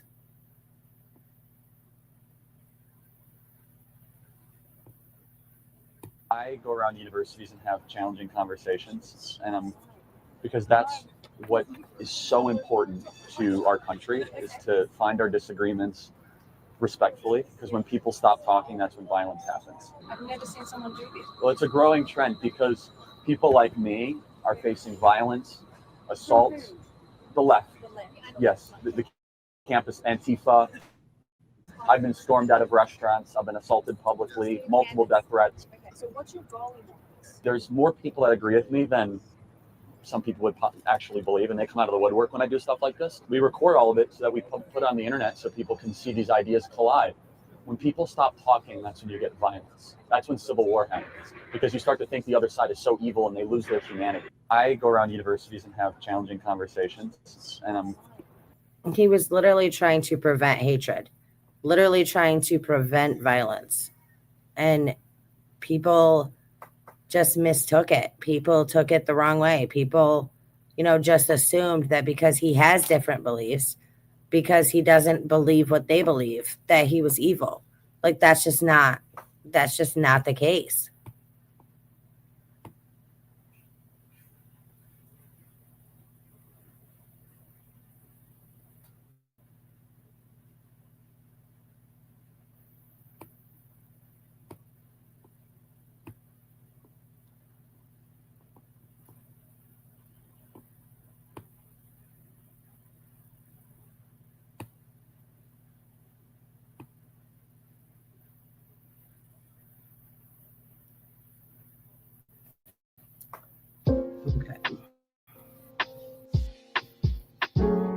I wanted to play this for you. What if you could taste the movies? Hold on. We turned that idea into an $11.3 million business with Wix. One movie night, we were craving. All right, so I'm going to quote you real quick. You said... Okay, now this is on, obviously I'm not going to, this is on Charlie Kirk brings black student to tears in white privilege debate. Dumsy Brown, okay, on YouTube. If I see a black pilot, I'm going to be like, boy, I hope he's qualified. Are you going to do that? Context of what I said, though. What was the context? I don't even want to get into DEI because your opinion on DEI, it doesn't really help it in this case. So if the context between what you brought up was that you believe that because they were being hired because they were black. Okay, so can we both agree that every single pilot, whether black, white, whoever, has to go through FAA certification? No, actually, we can't. New lawsuit shows that black pilots and female pilots have the standards being relaxed. No, for them. sir, can we agree at the time of February 29th or 2023 when you said it at the time? No? No. Actually, I said it. That's why you don't know the context. Is that new lawsuits were showing they're relaxing the standards for air traffic control and pilots in order to meet the standards. The context of that was diversity, equity, and inclusion. What does that have to do with hiring? Everything. DEI definitionally is that we will hire more of a race versus a different race. So, for example, United Airlines said that they want 50% of their new pilots to either be women or black. Okay. Currently, just so you understand, it's like 8%. So they want to go from 8% to 50%. Okay. And every time DEI is implemented, every single time, the lowering of standards occurs. Every single time. Lowering of standards? Correct. So can I prove it to you? We both want excellence, right? Okay. If you and I said, hey, we want 50% of the new people going in the NBA are white. Okay. Would the NBA drop in its standard? No. No. The National Basketball Yeah, League, no. If like we said the 50%, if we say if 50% of the NBA dropped and it was only white. No, I you're said, saying, I you're said saying with you're the not, standard go down. I'm not hearing what I'm saying. If 50% of all new people going in the NBA were white by decree, would the quality of play of the NBA decrease? Would the quality of play in the NBA decrease? Yeah. No, if they're the same standard of basketball play. Hold on. Let's talk realistic. Well, do what are white, you saying realistically? You're I'm asking me if 75% of the. Does that mean whites are not as good at basketball as blacks. I mean, we got some big. Everybody, calm down.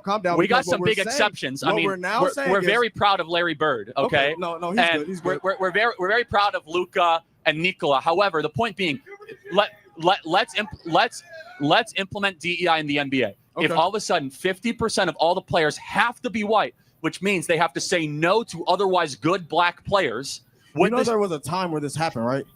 Well, no, I of course, and the league wasn't as good. That's the point. No, you understand that there was a time where the exclusion of African American players was in the NBA, right? No, for sure. I acknowledge that, and the league got better as blacks were allowed in. Did it get better, or did we just integrate ourselves in? Well, hold on, no, but wait, the players in the league averages around that time weren't worse. We just got better. Hold on. Do you actually think that? Why is it that? I mean, well, it was a certain point around 1965 why where is a it? law Answer the passed question. where we can actually. Why is it that 75% of the NBA is what? Because we integrated into the league. No, because the best players are allowed to play in the NBA. Well, actually, the best players in the NBA are European born. Well, they're not even African American. I mean, a couple of them are. As I said, we're very proud. No, we're very integrated within sports. But what does that prove? The proves that the NBA is not built on DEI; it's built on excellence. The NBA isn't proof. So when you mention DEI, you're now saying that it's.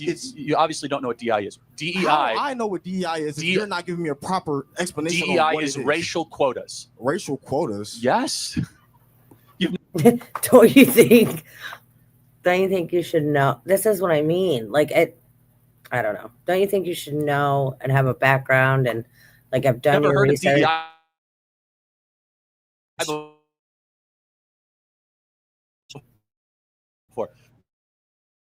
So before you go try to do this, United Airlines did. We must get to 50% of our pilots to be black or women.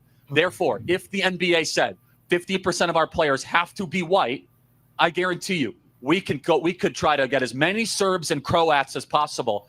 It's not going to make the NBA the best league. Instead, the NBA has a policy of which the NBA and the FAA and the United Airlines should have the same policy. It doesn't matter the color of your skin. It matters how good you are at what you do. So excellence matters. Wait. Okay. So what you're saying is, everybody's good. So what you're saying is the NBA is a great example. No, it's a bad example because in the example that I gave you, I said when you say a black or female pilot might be less qualified because of DEI, what you're implying is that they didn't earn their spot. Correct, they didn't. They didn't. That's what DEI does. That's the whole point. Because you're there because of the quota, not because of excellence. Does DEI give you the opportunity because of who you are, or does it open up access? No, it gives it because of literally the color of your skin. Charlie, right, like you didn't earn this. Like you are not the best person for this job, but we're going to give it to you because we have to have so many blacks, so many women, so many Asians, whatever the case may be. That's what it is. It's inclusive. It's all about inclusivity, not about you're the best person for the job, which is exactly the problem. Like I said, TBI said the same thing. Like their rates are like way low. Well, it's because they're not hiring the people that are qualified for the job. They're not doing it. You know, FBI. I mean, do you want, when a crime happens at your house, the police, anybody, say a crime happens at your house, do you want the best people on the job? Say your kid goes missing. Do you want the best agents working that case? Or do you just want the agents that you get because, you know, they had to be inclusive because they're not qualified for the job? They have they don't have the right training. They don't have the right background to be searching for your missing child, but they got the gig because of the color of their skin. I mean, it's lunacy. It's craziness. It's like saying, you know, and that's the whole thing, is like, so many people have spent so long saying, well, I'm not getting this because of the color of my skin. And that's bullshit. Like, it's not fair. It's not fair that I'm being discarded or I'm not being considered for this, for whatever, because of the color of my skin. And now it's all about, well, no, that's the fair thing. The fair thing is I should get this because of the color of my skin, even though I have no business in this job, even though I'm not qualified to do it, even though I suck at it, I should still get it because of the color of my skin. It's the same argument, but backwards, but it's the same point. And people don't even see that. You are quoted by saying that, guys, Charlie.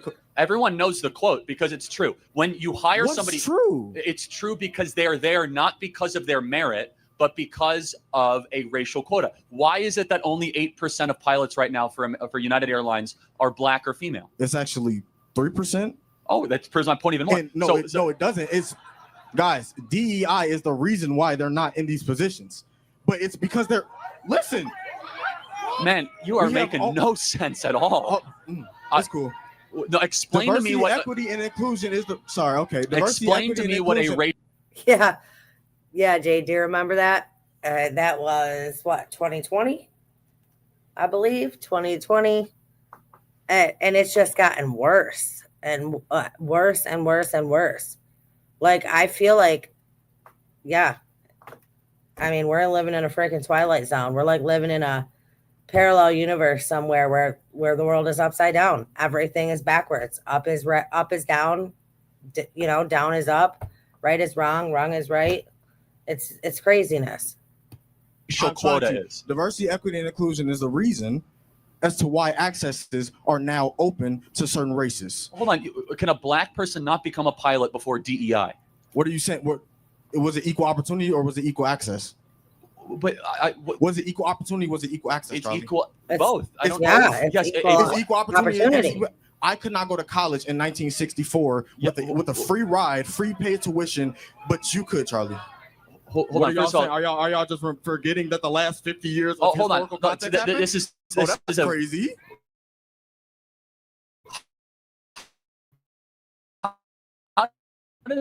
That's crazy. Who pays my tuition? Yeah. I don't want to share that on. You just said you had a free ride. Right.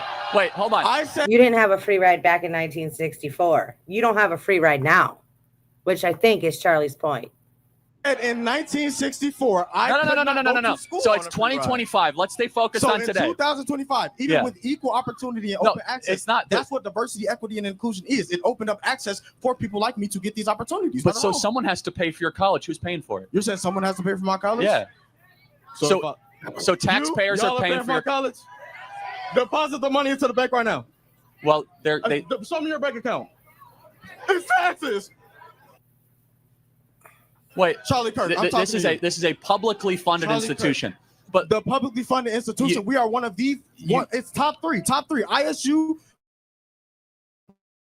University of Illinois Champaign, and the University of Illinois Chicago. 3 schools, universities that are getting funded more than other universities in Chicago. Yes, we do get funded more. Yes, I'm well more access to get a free ride. But what if I went to Chicago State University? Right. Would I get a free ride then?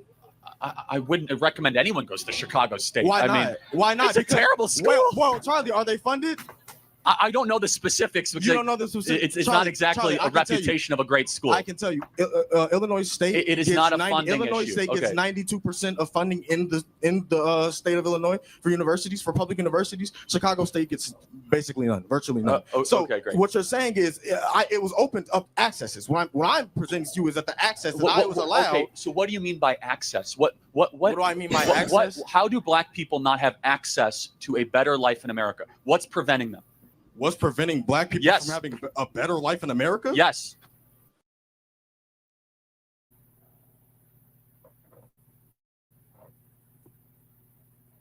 What the hell just happened? Imagine being able to build anything just by thinking about it. Meet Base 44. What's preventing them? Police. Oh, hold on. No. Police. How many unarmed black men die? How many unarmed black men die on the hands of police every year? Nationally. Are you serious? How many? Charlie Kirk, we're talking about something. How many? No, you just said police. How many unarmed black men die at the hands of police every year? Did I say that is the reason? You literally did he not just say that? Policing is an issue. You're right. We don't have enough police on the streets of black neighborhoods. The police department is well more funded than our normal. What is the number one cause of black death in Chicago? Are you serious? Other blacks killing blacks. Are y'all saying other blacks? Yes. Other blacks. Who's being killed? Who's killing the blacks from Chicago? A bunch of kids from Highland Park. 22% Hispanic. That's very, very, very broad. Where are those locations at? Where are those locations at? East. No. You're saying East Garfield. You've never been to East Garfield in your life. Yes, I went once and I'll never return. You're from East Garfield. You've never been to East Garfield in your life. Tell me very clearly. We're saying these locations is these smaller locations. Who is killing the blacks in Chicago? Who is killing them? Of 1,000 African Americans, who you're taking statistics from communities. Who is killing? No, I want to have a conversation with you. What did you expect, Charlie? Who is killing them? Who is killing African Americans? Yes. People are killing people. No. What race is killing them? Why are y'all trying to act like African Americans are just solely murdered? People are killing people. No. What race is killing? Is it white people killing blacks or blacks killing blacks? People are killing people, Charlie. Okay, but hold on. What race is You're killing saying the other what race is killing what race more? That does not matter. It does matter because it's a black on black problem. It's a and black blacks on black need to problem, solve or is the it a problem crime of black on black Is violence. it a black on black problem or is it a crime problem? It's a black on black problem. But is. somehow, if it was a black on black problem, it's a crime problem. It's systemic injustice. That the police No, not what enough you're funding. saying is, Charlie, you're forgetting that these locations that you're bringing up are secluded by these races. So these races might have a easier time with policing, and they're going to have nearly response time of 2 seconds. Wait, it's the police's fault that so many blacks are killing other blacks? Who just said that? You did. I said that? Yes. No, but Girl, no, please. I want you to tell me, why is it that black Americans are 13% of the population, yet they commit 55% of the murders? Where can you show me that? Again, it's FBI statistics. It's well known. FBI statistics? Where can you show me that at? Can you give me ask substantial ChatGPT, evidence ask with Grok. that? Why would I ask ChatGPT when ChatGPT has shown, prove it? What? Prove it again. Anyone near you could show you the ChatGPT has shown stats, right? proven It's data right that there. Look, man. Let's read it. 70% of offenders were African American. Wait, pull it back up. Boo, yeah.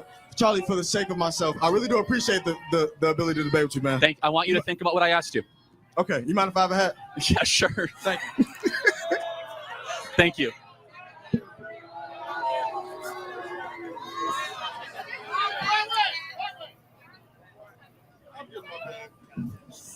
That was an instant fact check right on air. I love this. I love the fact that no matter the argument, no matter the debate, at the end of the day, Charlie still gave him a heart. They are still cool. That is it. He gave you this platform to bring yourself on board. Debate. If you don't agree with him, you can oppose him, and each of you can come to an agreement. And I think the guy gave us a show. He wanted to air his points, but yeah, I think he wanted to prove Charlie wrong. And that's not what he ended up doing. He ended up actually making himself, proving himself wrong right there. So, but it's good. I mean, it was a good thing. what Charlie was doing. He was giving them the opportunity, and then he to air out what they wanted to say their part of it, to say why they believed that this was the case. And all he was doing was trying to show them the other way, show them the light in the situation, show them the truth in a situation. And I hope from what we lost, there will be thousands more that stand up and continue that fight for freedom, that fight for justice, that fight for, what's right, basically.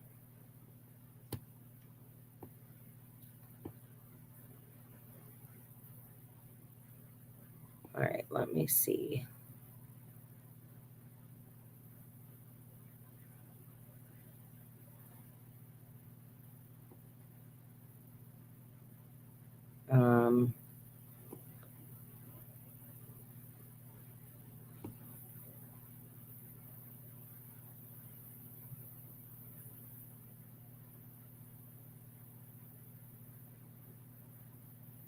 Oh, yeah. Today at 2:24 p.m., the Kalamazoo County Republican Party, KGOP, placed an order for a poster of Charlie Kirk for a vigil tonight. At 5:30, Barrel, the print super, called and said that they are refusing to print the poster because it is propaganda. So this person at Office Depot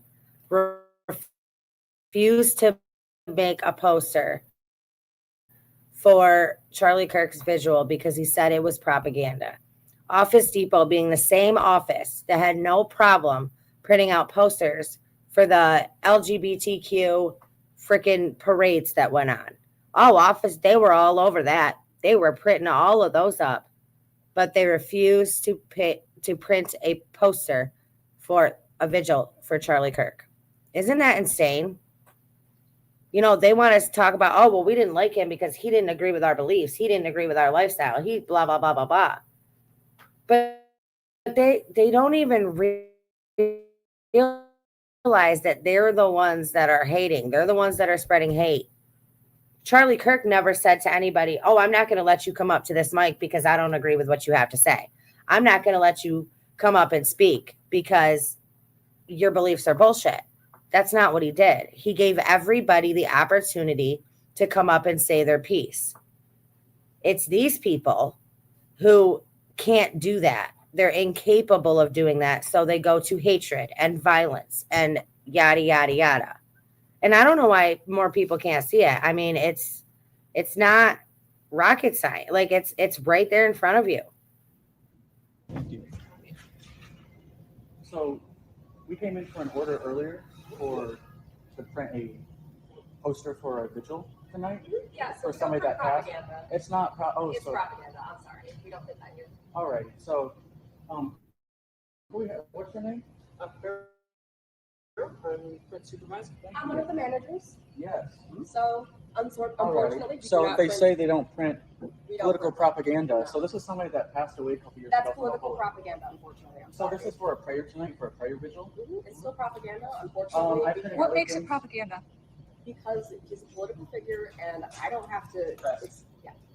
My general manager is going to be in on Monday. If you No, want to it's speak totally further okay. on No, the we have- subject, we have you would like lost- to, you're we have- welcome to return. Thank you. Isn't that insane? It's crazy. It's crazy.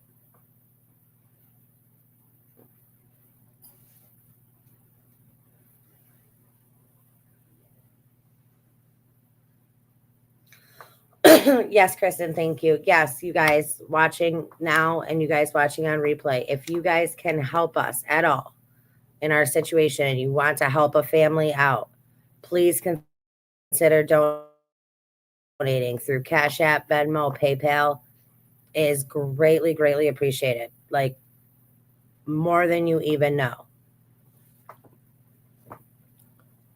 Okay. All right, I have hit the 2-hour mark. I'm going to end this one here. I didn't quite get through everything I wanted to get through. But I did want to play this again at the end, just this clip that I played in the beginning, just for Charlie Kirk. But I want to thank you guys so much for being here. Please hit the like button. Please share this video. Please subscribe to the channel if you have not already done so, and consider becoming a member. Yeah,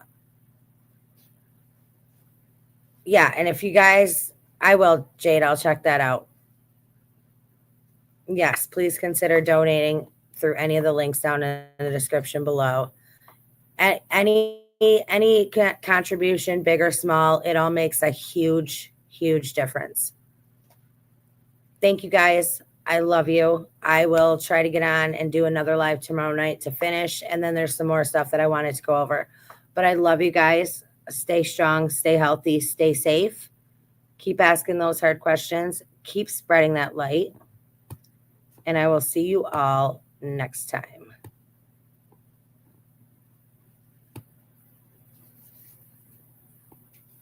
I want to pull this up and play this at the end. I just had it pulled up here.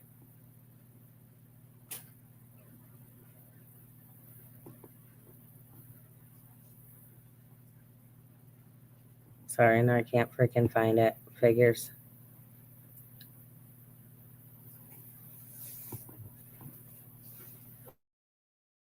Figures.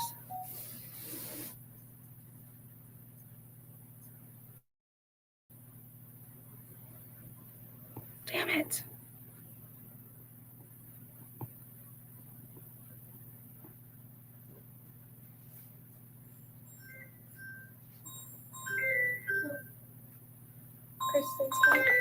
All right, hold on 1 second. Cowards, when a hero Hold on one stumbles, cowards rejoice. Nothing feels better to a coward than to watch a brave guy fall.